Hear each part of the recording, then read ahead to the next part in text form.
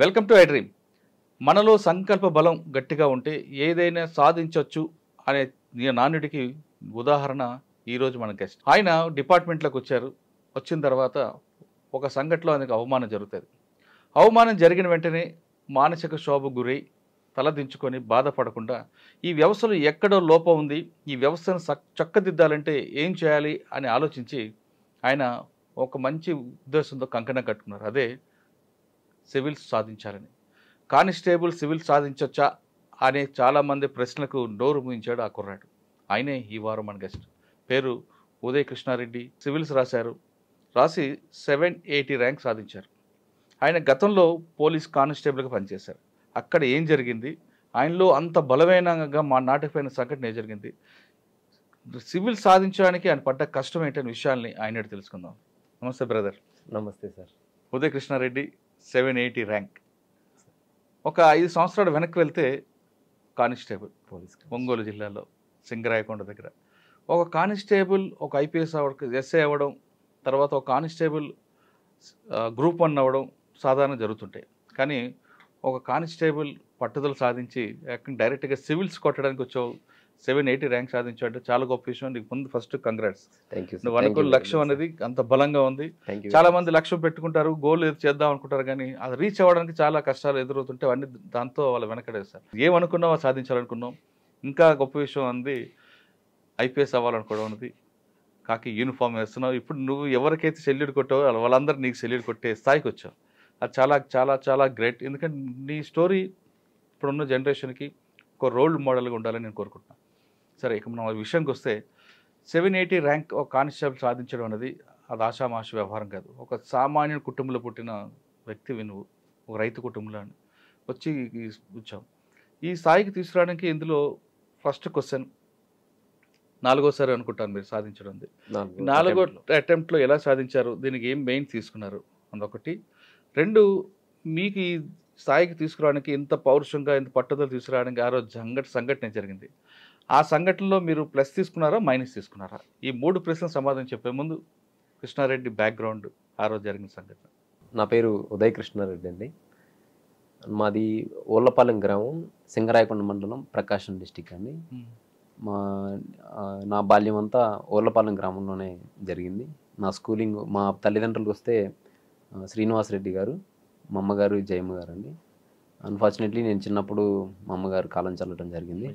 అదేవిధంగా నాకు 17 ఏళ్ళు వయసు ఉన్నప్పుడు, 17-18 సంవత్సరాల వయసు ఉన్నప్పుడు మా నాన్నగారు కాలం చల్లడం జరిగింది.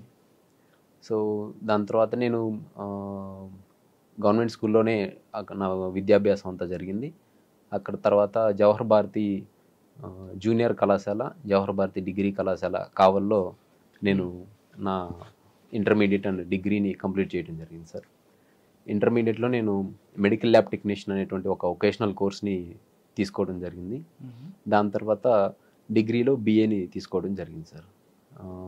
డిగ్రీ సెకండ్ ఇయర్లో ఫైనల్ ఇయర్ స్టార్ట్ అయిన టైంలో నాకు పోలీస్ కానిస్టేబుల్ జాబ్ వచ్చింది. 2012 డిసెంబర్ 24 ట్రైనింగ్ స్టార్ట్ అయ్యి 2013లో డిపార్ట్మెంట్లో సర్వీస్లో జాయిన్ అయ్యాను. 2013 నుంచి 18 వరకు పోలీస్ కానిస్టేబుల్గా పనిచేసింది సార్. 5 సంవత్సరాలు పోలీస్ కానిస్టేబుల్గా పనిచేసిన సమయంలో ఫస్ట్ ఏ పోలీస్ స్టేషన్కి వెళ్ళారు? ఫస్ట్ మాకు ట్రైనింగ్ అయిపోయిన తర్వాత యాక్చువల్గా హెడ్ క్వార్టర్లోనే అటాచ్మెంట్ ఉంచారండి. అప్పుడు 2014 ఎలక్షన్స్ ఉంటాం. Ongole head quarter. First SP అప్పుడు మీకు? అప్పుడు మాకు చిరువోలు శ్రీకాంత్ గారు ఉన్నారు. సిహెచ్ శ్రీకాంత్ గారు. తర్వాత పోస్టింగ్స్ వస్తే ఫస్ట్ పోస్టింగ్ గుడ్లూరు పోలీస్ స్టేషన్లో పోలీస్ కానిస్టేబుల్గా జాయిన్ అయ్యాను. దాని తర్వాత మ్యూచువల్ ట్రాన్స్ఫర్ తోటి నేను Ramayapatnam coastal security police station, marine police స్టేషన్లోకి వెళ్ళాను. సో అక్కడ నాకు జరిగినటువంటి ఒక అవమానకరమైనటువంటి సంఘటన నన్ను ఇంకా ఆ జాబ్ని వదిలేసేసి సివిల్స్ని సాధించాలి అనే దృఢ సంకల్పానికి నన్ను పురుకొల్పింది. అంటే 5 సంవత్సరాల్లో పనిచేశారు డిపార్ట్మెంట్లో. రామాయపట్నం అనేది లాస్ట్ పోస్టింగా ముందేనా? Ramayapatnam last posting sir. Okay. ఈ 5 సంవత్సరాల్లో గుడ్లూరు తర్వాత ఎక్కడెక్కడ పనిచేశారు?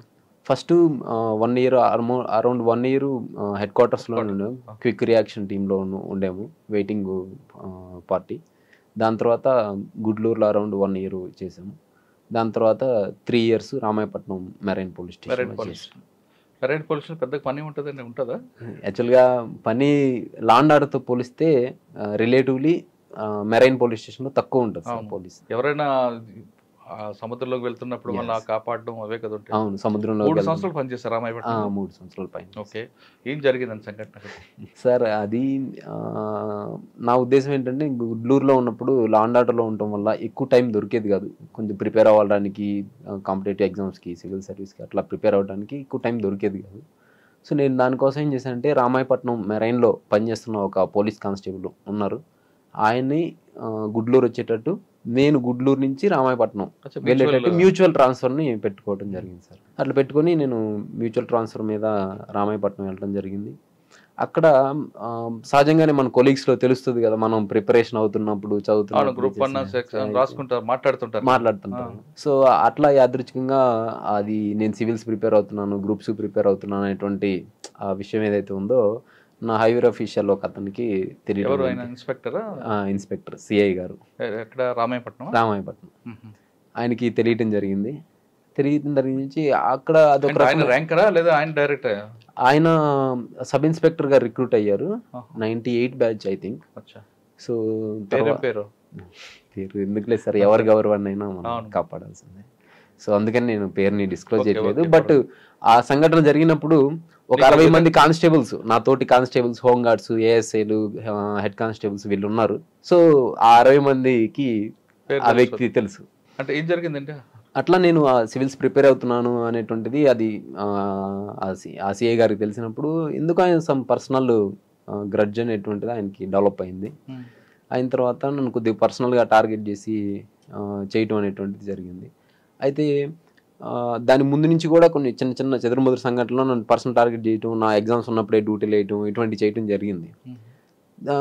పర్టికులర్గా ఆగస్టు 11, 2018 రోజు జరిగిన సంఘటన ఏంటంటే, నేను వస్తానికి కొంత ప్రతి శుక్రవారం డ్రిల్ జరుగుతుంది, నేను కొంత లేట్గా ఫ్రైడే మార్నింగ్ జరుగుతుంది. అయితే ఆ డ్రిల్కి లేట్గా వెళ్ళిన సందర్భం అది. అట్లా ఒక 10 నిమిషాలు 5 నిమిషాలు 10 నిమిషాలు లేట్గా వెళ్తే ఆయన ఉండి, సార్ గారు వస్తున్నారు, కాబోయే ఐఏఎస్ ఐపీఎస్ గారు రండి సార్, మీకు డిసిప్లిన్ నేర్పియాలి, మీరు రండి అని చెప్పి సర్కాస్టికల్గా వ్యంగ్యంగా మన ఆత్మస్థైర్యాన్ని దెబ్బతీసే విధంగా మాట్లాడటం జరిగింది. నేను వెళ్ళిన తర్వాత సార్ గారికి డిసిప్లిన్ నేర్పించాలి, మీరు సార్ గారికి మీరందరూ ఇంకా డ్రిల్ చేయొద్దు, సార్ గారికి స్పెషల్గా 1 అవర్ డ్రిల్ చేయించండి అని చెప్పి నా కోసంగా ప్రత్యేకంగా ఒక ఏఎస్ఐ గారిని పెట్టి అందరు చూస్తుండగా నన్ను డ్రిల్ చేయించడం జరిగింది సార్. ఒక్కరికి అంటే చేపిస్తున్నప్పుడు సహజంగా ఎట్లా ఉంటుందంటే, ట్రైనింగ్లో ఈ డ్రిల్ పనిష్మెంట్స్ అనేవి ఉంటాయి. లేదంటే ఏదైనా లేట్ వచ్చింది, సివియర్గా ఏదన్నా